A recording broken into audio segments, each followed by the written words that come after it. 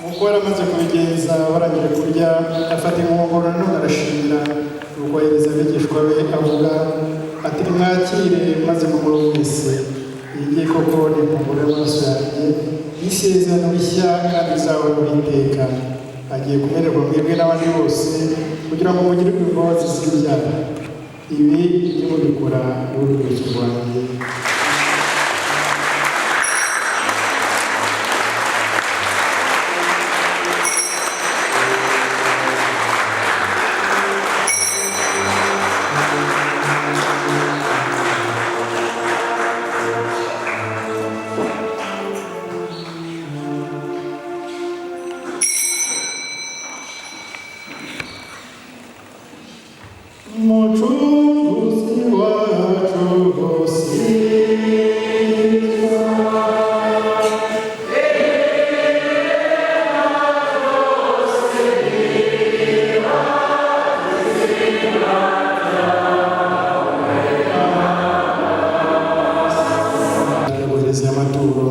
kandi twebwe twiyoroheje twebwe abasangiye umubiri n'amaraso bya Kristo no mutagatifu bose twunga ubumwe.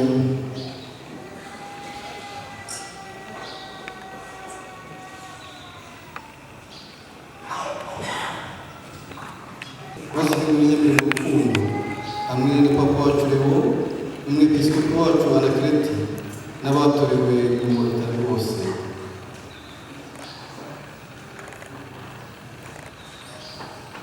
Nyagasani wibuke kandi abo wahaye kuvuka bundi bushya babikesha abo wahaye kuvuka bundi bushya babikesha batisimu bahawe, maze uyu munsi ukaba wabakomeje ubagira ubagabira Roho Mutagatifu bafashe guhamya ibirindiro muri iyo ngabire yawe. Nyagasani yakira isengesho ry'umuryango wa Emmanuel Ndayambaje na Domina Mushimiyimana, baragushimira bereje ku mubyeyi Bikira Mariya ibyiza wabakoreye, hamwe n'umuryango wa Marie Octave Habumuremyi. Uragushimira wabinyujije ku mubyeyi Bikira Mariya ibyiza wabakoreye, umubyeyi wabo wari umaze igihe arwaye akaba ari koroherwa. Baragushimira kandi Nyagasani kubera isabukuru y'imyaka 75 umubyeyi amaze avutse n'imyaka 57 amaze abatijwe. Wibuke kandi Nyagasani Casimir, Marciana, Pierre, Camille, Boniface, Félicité, Daniel na Albert, abo wabahamagaye bakora kuri isi, maze ubwo bunze ubumwe n'umwana wawe mu rupfu rumeze nk'urwe ubahe no kumwishushanya mu isuka rye.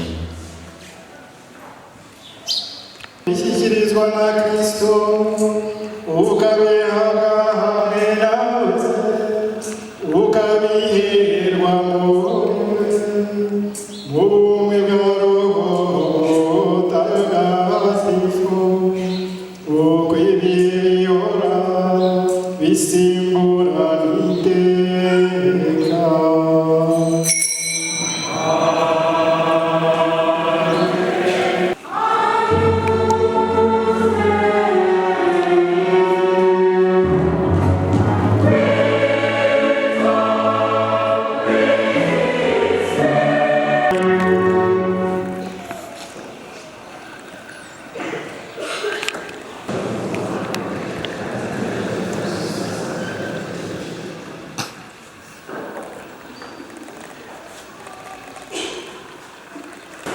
Ari wakomejwe ariko akanahabwa Eucharistia ya mbere ni Bahati Karim, we urabanza ahanga mu n'amaraso bya Kristo, hanyuma n'abandi bakomejwe